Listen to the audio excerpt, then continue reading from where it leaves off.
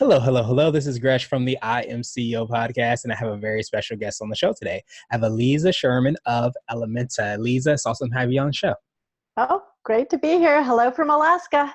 Nice to see you. I hope everything is warm over there. And what I wanted to do is just read a little bit more about Eliza so you can hear about all the awesome things that she's doing. And Eliza is a web pioneer who founded the first women-owned internet company called Cybergirl Incorporated, and the first organization for women to learn about the internet in the 90s, Web Girls International. She is the author of 12 books, including Cannabis and CBD for Health and Wellness, an essential guide for using nature's medicine to relieve stress, anxiety, chronic pain, inflammation, and more. The Happy Healthy nonprofit and social media engagement for dummies. Her work has been featured in USA Today, Newsweek, Time, CNN, CNBC, MSNBC, and she presented at the Blog Her annual conference, South by Southwest Interactive and South by Southwest Cannabis Tracks Women Grow Leadership Summit, and the Women's Economic Forum. Eliza, are you ready to speak to the IMCO community? I am ready. Awesome. You're rocking and rolling. So I wanted to kick everything off to hear a little bit more about what I call your CEO story. What led you to start your business? Well, my current business, Elementa, which is a global women's health company, is probably my sixth or seventh or eighth company that I've started and run. My CEO story for Elementa is I was researching for my digital marketing company and looking for a new market. And I saw that the cannabis industry looked quite interesting. This is about almost 4 years ago. And I wanted to explore it as a way of finding new clients for digital marketing, but very quickly learned that everything I had learned about cannabis was wrong, and realized that it could help me as medicine. Then once I learned that it worked very well, and I'm a big proponent of CBD, quality CBD products now for my own health, it made me realize that there was not a forum out there for women to learn about cannabis and CBD for health and wellness. And that was why I started Elementa. And it was the idea I came up with. I ended up in the role of CEO. I asked a friend of mine to join me, Melissa Pierce out of Chicago. She's the COO. And then we asked Ashley Kingsley in Denver to join us. And so she's in charge of outreach for sponsors and for the women we serve. Nice. That's definitely awesome to kind of hear how things kind of progress from, just as you said, just looking for clients. And then all of a sudden you realize that, hey, there's nothing here that actually exists, especially if you're so ahead of the curve. There's a newer type industry, or I guess the industry is growing, maybe I should say. So you're kind of ahead of the curve from that standpoint. And then all of a sudden you start your business from there. Yeah, I think that it is something that I've always done, is that I actually do get paid by certain clients to do future trends. I'm always looking to see what's coming down the pike and what does that mean for the way that we market, the way that we communicate, the way that we take care of ourselves, the way that we use technology. These are all areas of interest for me. So all the businesses that I've founded have been at the beginning or the forefront of new industries. And then the industry takes off and I start to look for, well, what's the next thing? Right. It's just been my way of doing things because I love to be interested in something. I like to learn something new all the time and just expand what I do. So being CEO is really pushing the envelope for me. I'm normally president or spokesperson. So being CEO is a bigger, heavy lift, and it's been quite an interesting ride. Yeah, absolutely. It definitely sounds like it. And you definitely have to be obviously forward thinking, as you kind of spoke to, be able to see what's coming and what's going, where the trends are going, and be able to make those correct decisions for yourself and also for your clients. And so I wanted to drill a little bit deeper and hear a little bit more about Elements. Can you tell us a little bit more on what we can find there? So Elementa has two sides to the business. We have our consumer-facing side where we're educating women specifically. Women hold not just purse strings to the purchases of healthcare products, but they're also deciding what comes into the household, what goes into the medicine chest, and what to give their loved ones, their kids or their partners, or even their aging parents. So women are a very key door opener for any brand that wants to get their product into the home. So we focus on educating women about cannabis and CBD because there's so much misinformation out there. There's also very little good information about how it fits into a healthy lifestyle or women's health. And even the role of women as moms, as parents, how do you handle what's going on with the legalization of cannabis in many different states? So that's our consumer side. And we have these events that go on in cities right now, over 60 cities across North America. Awesome. We're looking to expand into the UK and Australia, and hopefully New Zealand, because I love New Zealand. Nice. And so that's one aspect, that whole education and events. And we also do this online. We do webinars and online events like film screenings. So these are, again, ways of educating the consumer. Now we also have the brand side.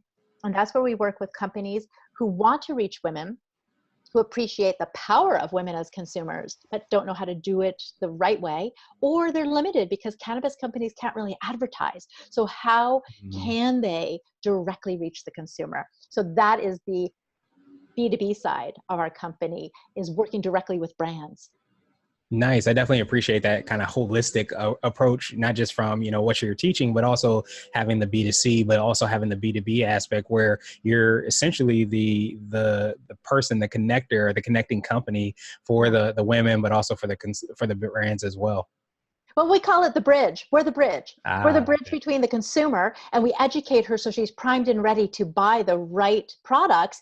And then we are serving that brand. How do you reach that woman in the right way? And also making sure these brands are paying attention to things like testing. And getting your test results out there, because this is plant medicine. This is not the same thing as just buying a pill off the shelf. Right. There's a lot of variability to plant medicine. And anyone who knows alternative medicine, herbal remedies, Chinese herbs, aromatherapy, you're more familiar with that process. But most people are just used to pulling something off of the drugstore shelf or getting a prescription, and then that's it. Yeah. That's what you use, and it's going to do a certain thing. So plant medicine is a lot more individual, and that's the kind of thing that we want to communicate. So we want to make sure that when we recommend a product, that company's paying close attention to the things that are important to women. Everything from what am I putting into my body and into the bodies of my loved ones, but also what is this company like? Do they have good ethics and morals?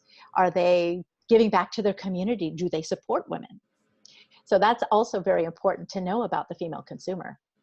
Yeah, absolutely. And it's definitely great to hear, because you're sold out into the female consumer, that you are able to communicate with these brands and make sure that they understand the things that are at the forefront are the most important, and the priorities, from the consumer, because you're able to be that bridge. You'll be able to make sure who comes across or who doesn't come across that bridge, because you have that idea of what's at the forefront.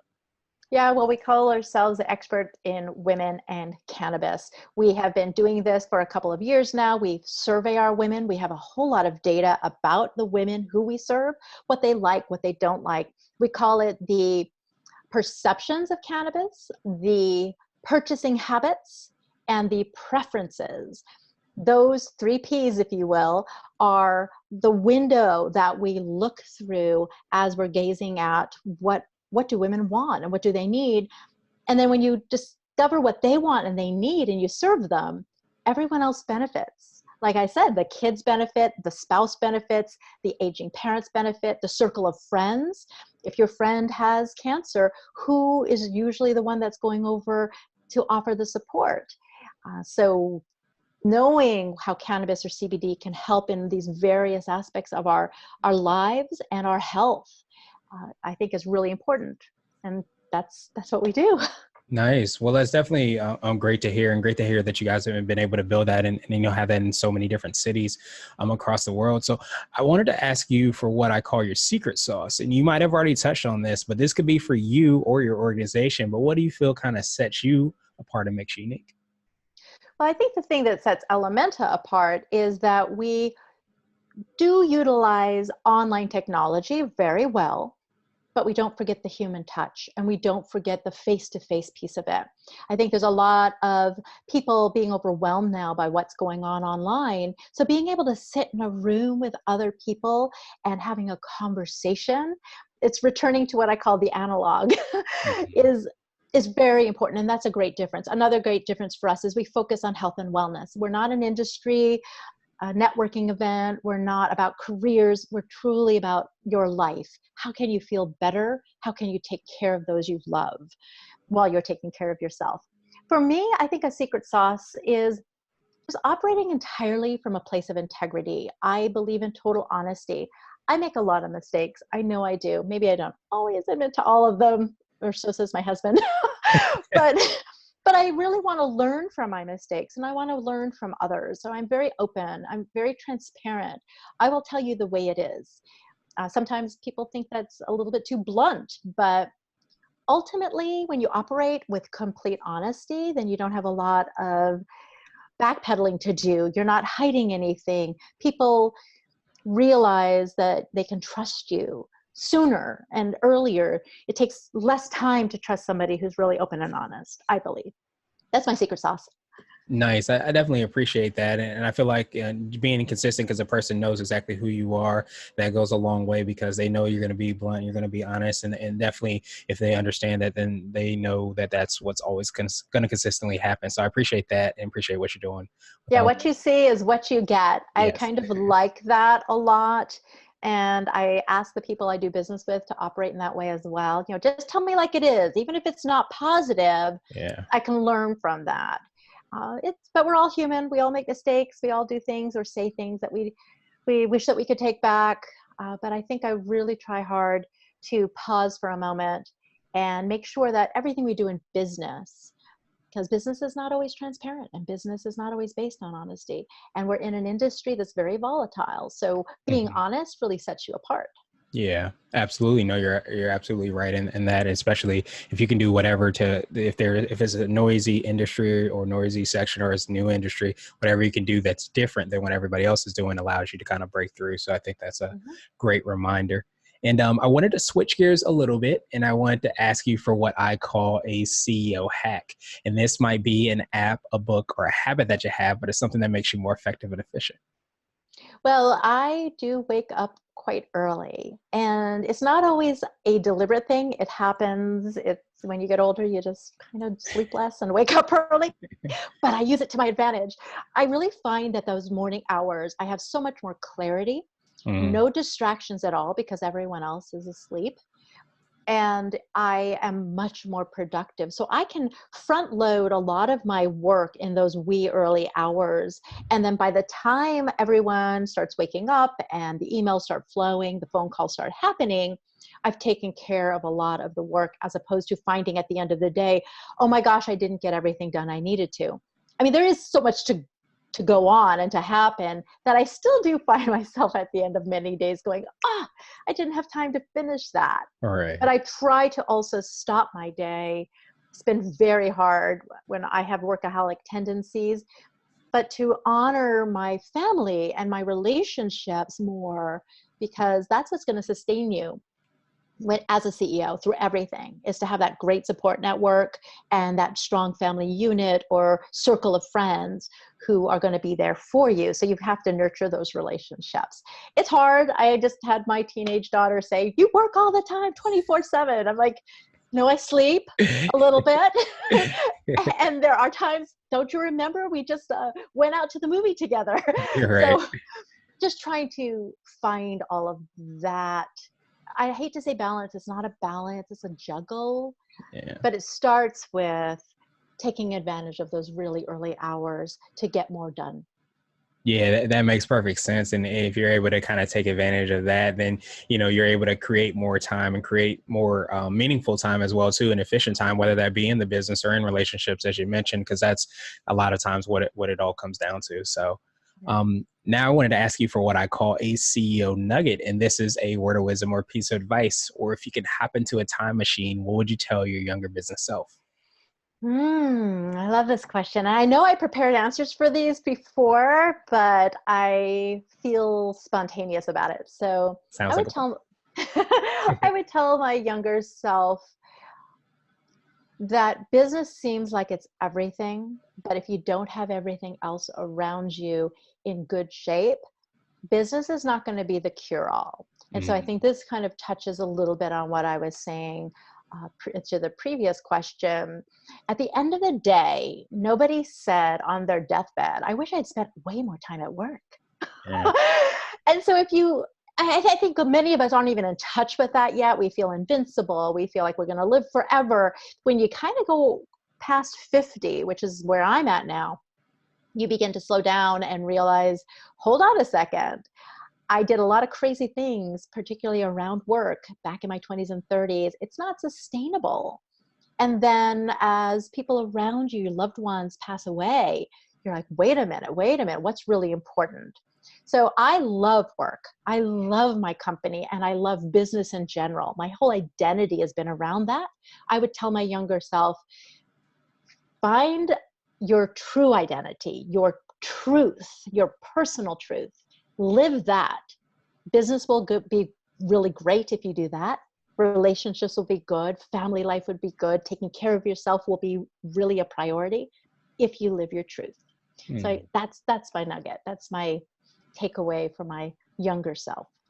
Nice. I definitely appreciate that. And definitely correct me if I'm wrong. I sometimes feel like when you do find that truth and you live in that truth and you follow that truth, a lot of times those other things kind of manifest itself from that, whether that be business, relationships, whatever, it starts to kind of ooze out of that. It does. But the other thing also happens, things that aren't important begin to go away. Or you begin to make better choices. Right. So you're not saying yes to the things that aren't going to fit into that truth. You're able to reject the things that pull energy, suck energy out of you, or that steer you down the wrong path. So if you're living your truth, it's not just attracting the good stuff, but it's also eliminating the bad stuff. Nice. It actually works as a magnet in reverse, whatever that would be, to push things away. So yeah, so the magnet that pulls, but also the magnet that repels. Exactly, repels. Exactly. So that's absolutely perfect. So now I wanted to ask you my absolute favorite question, which is the definition of what it means to be a CEO. And we're hoping to have different quote unquote CEOs on this show. So Eliza, what does being a CEO mean to you? Being a CEO to me means steering the ship, having a vision about what is out there, but being able to steer flexibly to be able to find the best path for the ship that you're steering. The ship is the business, and not considering your company your baby. It's not. A business is a vehicle, it's an entity that is separate from yourself. So you want to steer that ship. You absolutely want to have empathy. You can't be non-emotional, but there is a path for this entity, and you're bringing a lot of people along with you. So having that vision and having a clear view of what's out there, and then steering that ship with flexibility. That's really what being a CEO is all about.